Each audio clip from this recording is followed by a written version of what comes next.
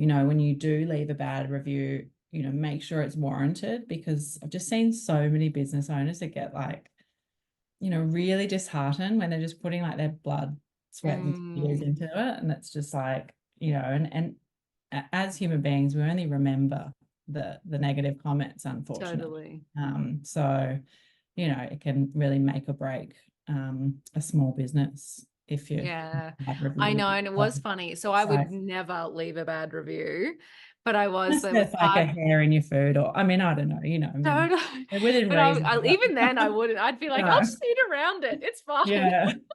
But there was part of me that was like, I wonder if sending an email to the business owner and saying, hey, I only want to say this because you're leaving money on the table. I know how, tight margins are and so just whatever. But I didn't. It was one of those just dinner conversations where I was like, just became obsessed with the restaurant business for a couple of hours. But it is really interesting. So I wanted to ask, since we got there, so then for you in this business right now, what are all of the things that you would support a hospitality business with? So I'm still really working it out, but I guess my Well, main we all are. I'm 10 years in and I'm still working yeah. it out. Don't worry.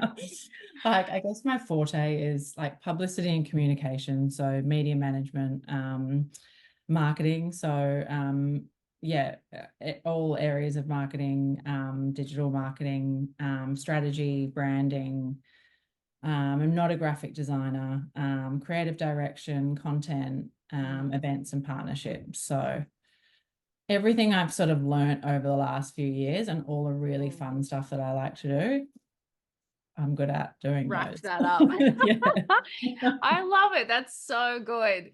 How did you go? One thing I was thinking of asking you as we were chatting. So, what's it been like you going from being in that kind of employee role and moving over to business owner? I guess you've done it before with the restaurant, but Yeah. have you noticed a change or any challenges coming from, the regular paycheck and then moving over to now your own business and kind of starting from scratch?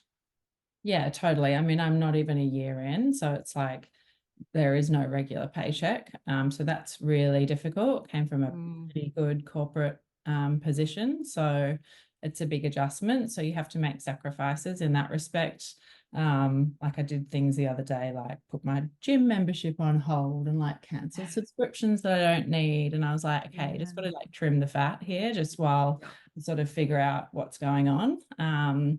So I think that, and then, I guess having like sounding boards from people. I had a Mm. really fantastic mentor in my last role who's actually remained a very close friend, and I can still call for any sort of any advice anytime. He's great. But Mm. yeah, I think that day-to-day interaction. So I try to counteract that by like getting out as much as possible, like meeting people, having coffees with people, like trying to Mm. stay connected.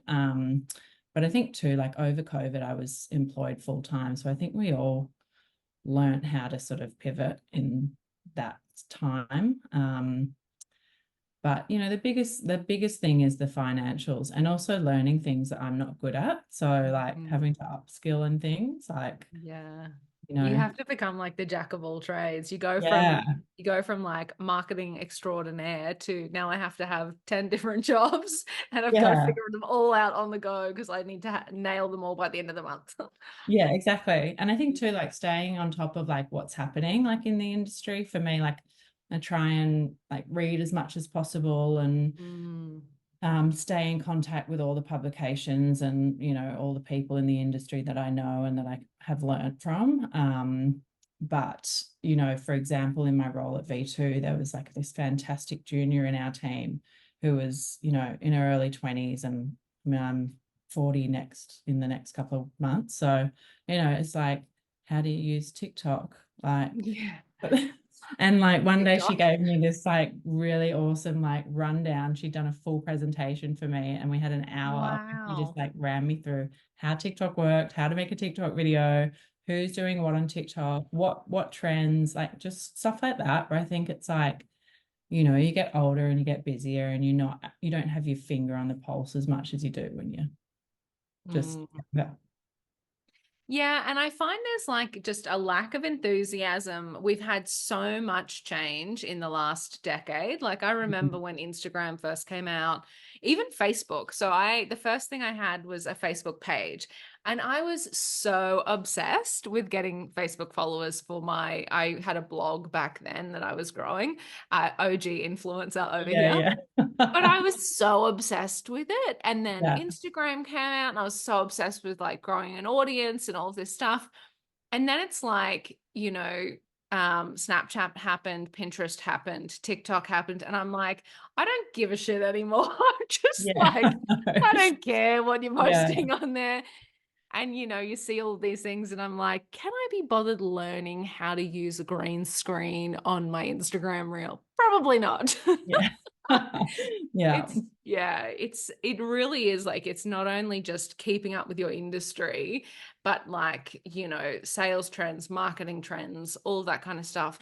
There's just so much to know. yeah. There's so much to know. And it Mm. always used to overwhelm me when I first like moved into the PR space, because I worked agency side as well. So I've, been there and sort of been in that realm, and obviously brand side majority of the time. But Mm.